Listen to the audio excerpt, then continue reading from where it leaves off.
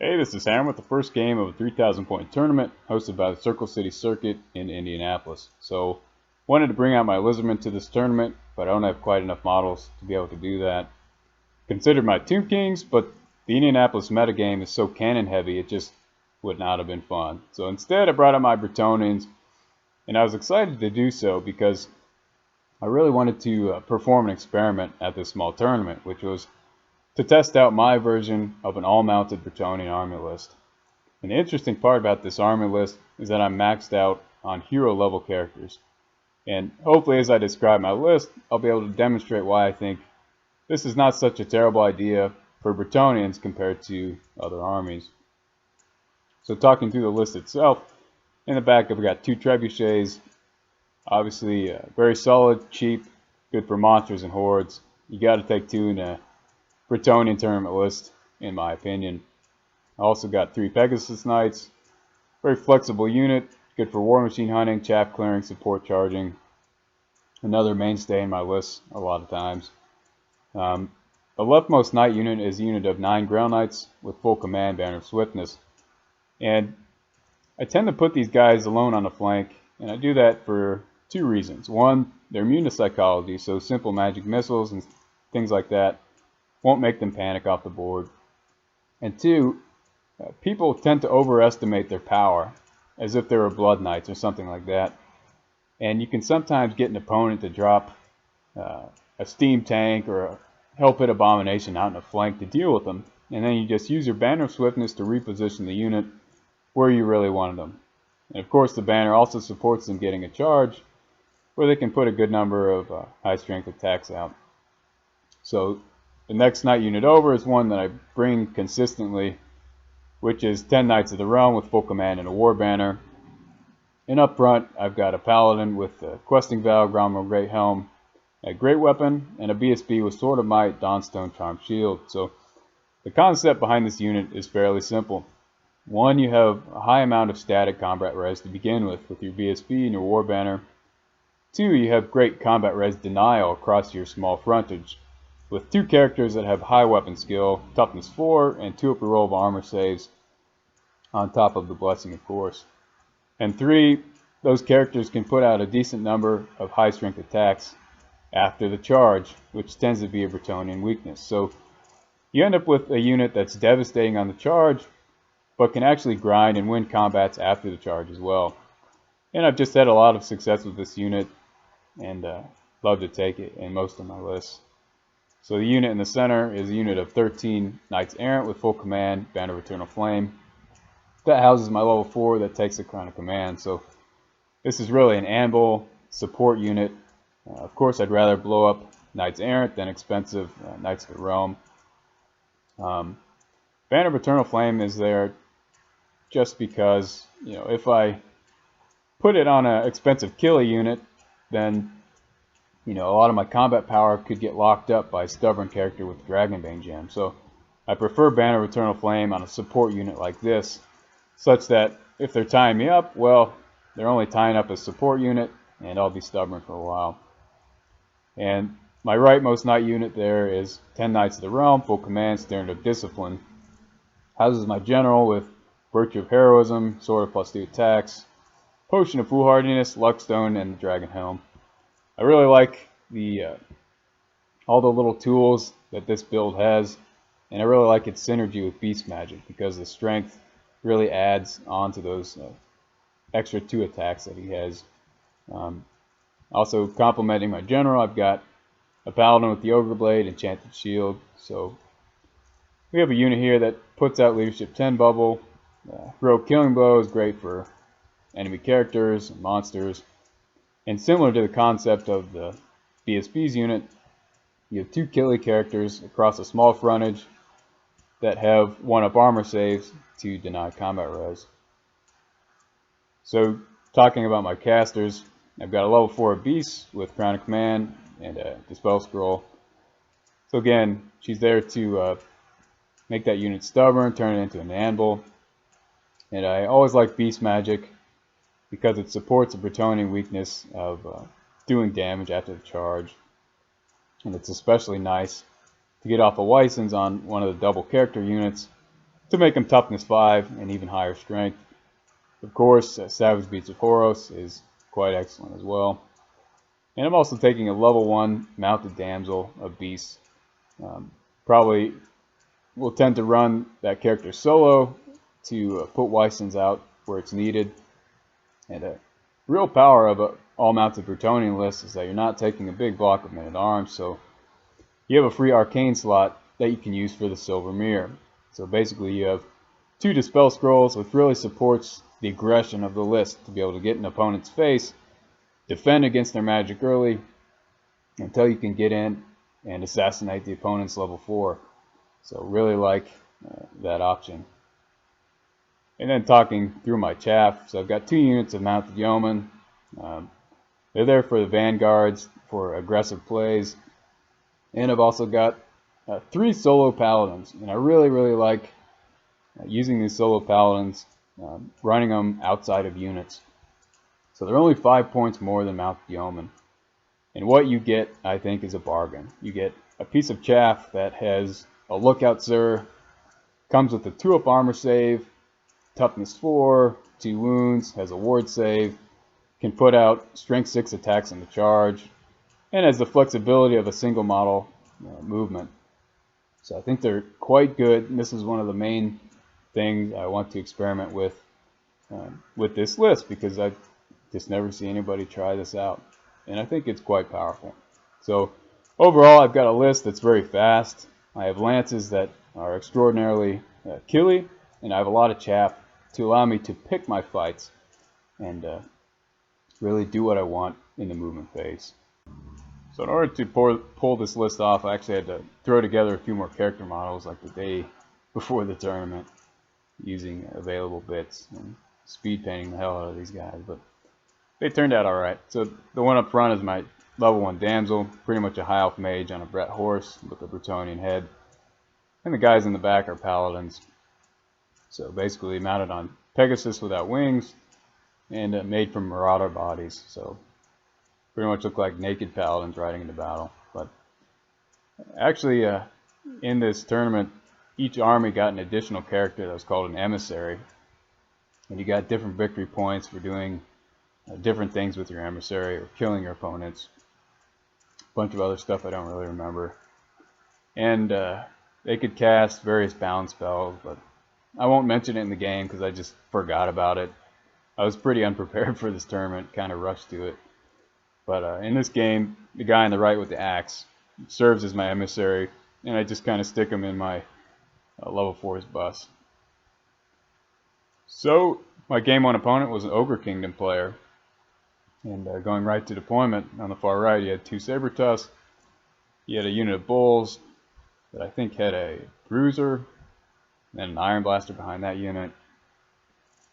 And more towards the center, he had a big unit of iron guts with his level 4, with the lore of ogres, whatever it's called.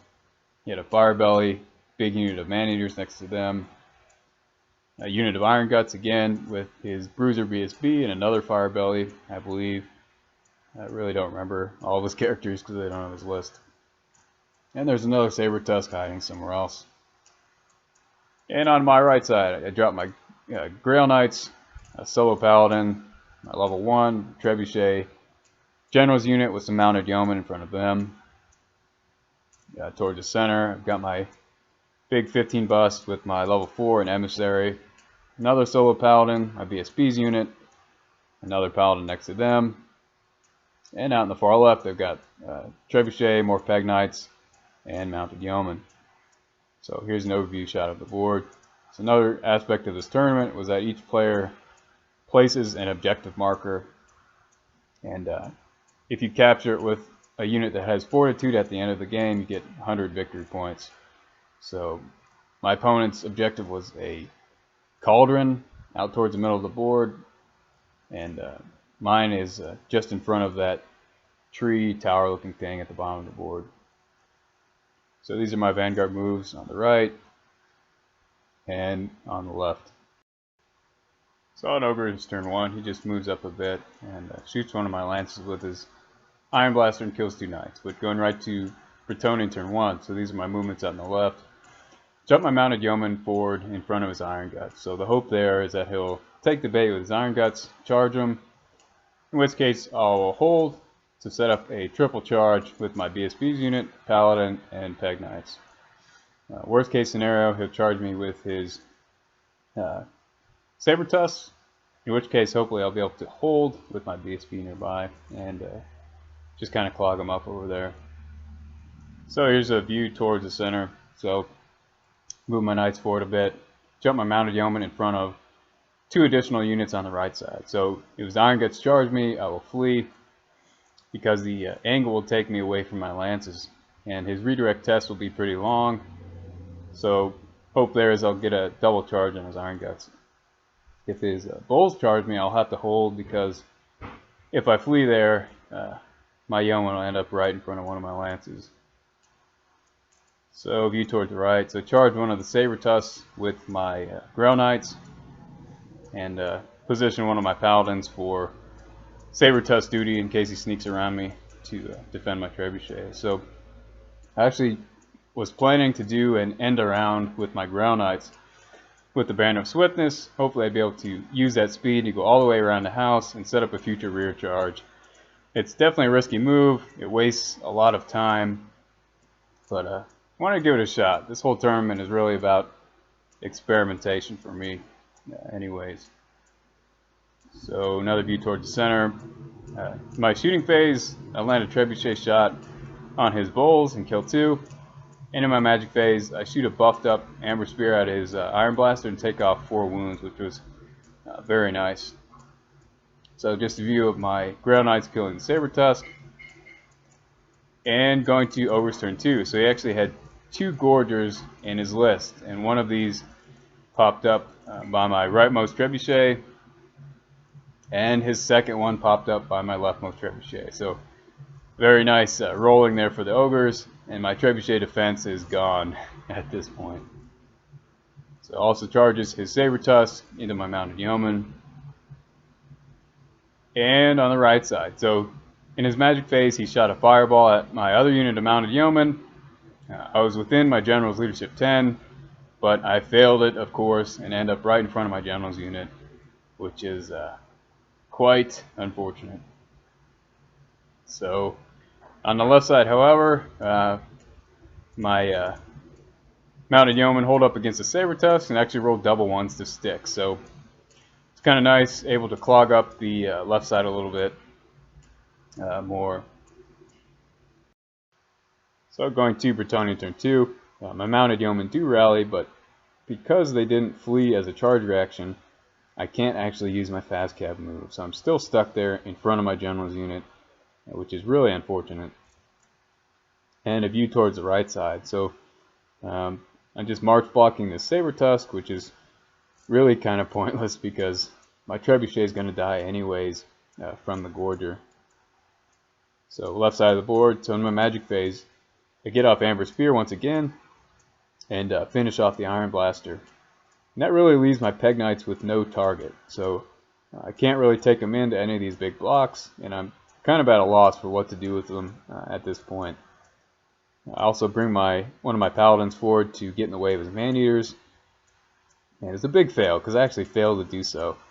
I thought I had it so that he couldn't make the wheel to get to my BSB's unit, but he actually could. And it was just a simple matter of measuring it to make sure I was in the way. So just a basic mistake there.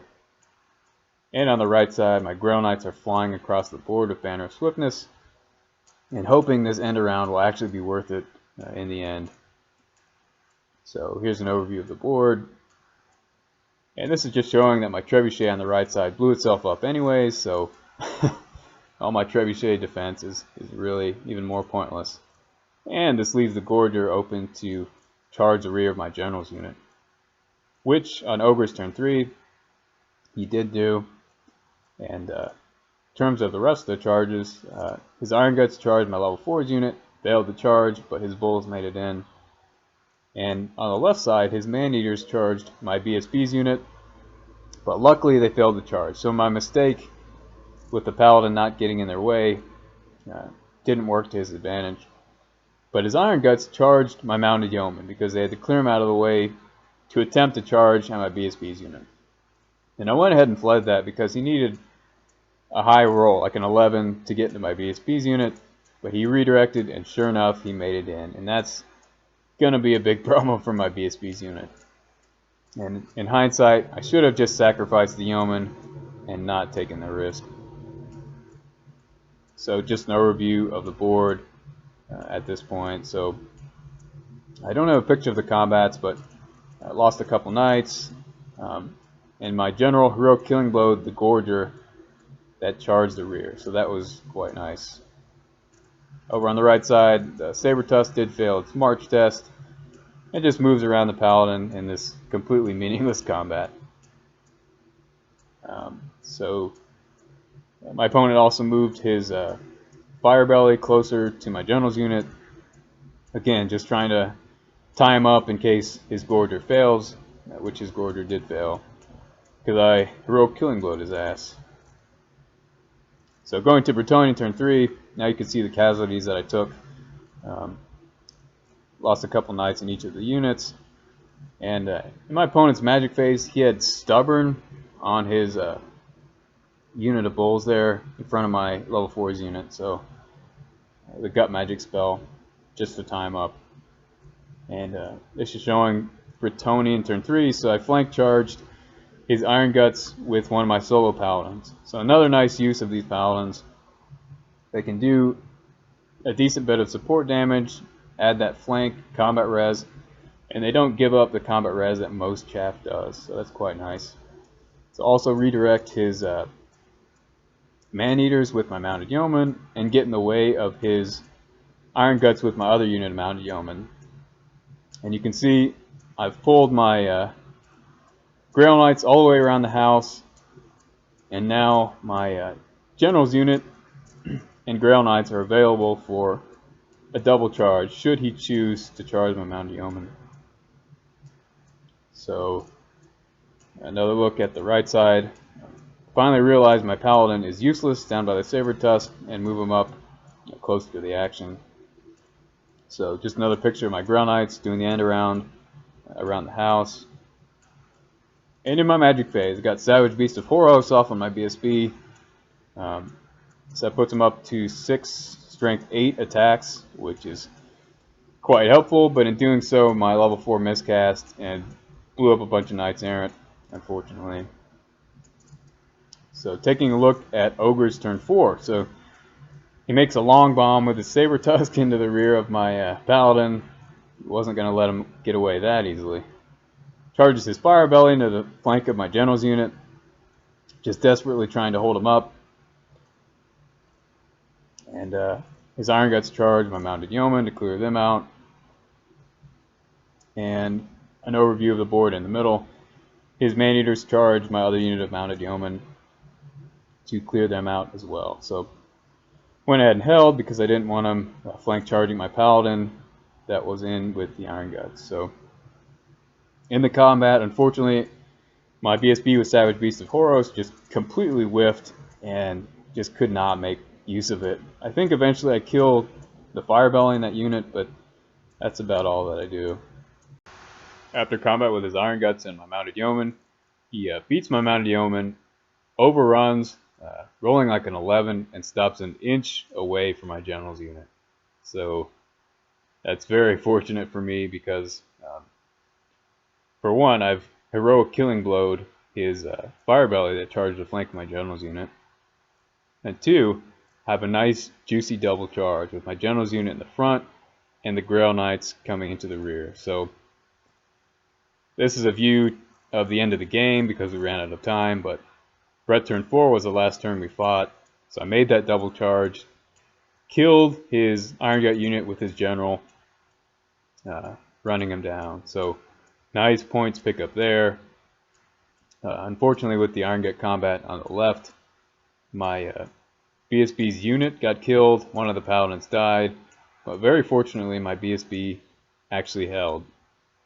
So that's how the game ended. I ended up taking down an Iron Blaster, Iron Gut unit, a couple characters, a couple Saber Tusks, and he ended up getting one of my Knight of the Realm units and a Paladin along with the trebuchet. So ended up being I think a 13-8 victory when everything was added together with scenario points or whatever. So just a minor win, but a win is a win. So I'll certainly take it.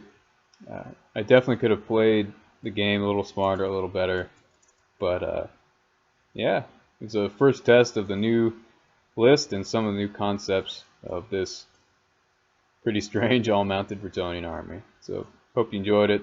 The next game will be against a dwarf opponent.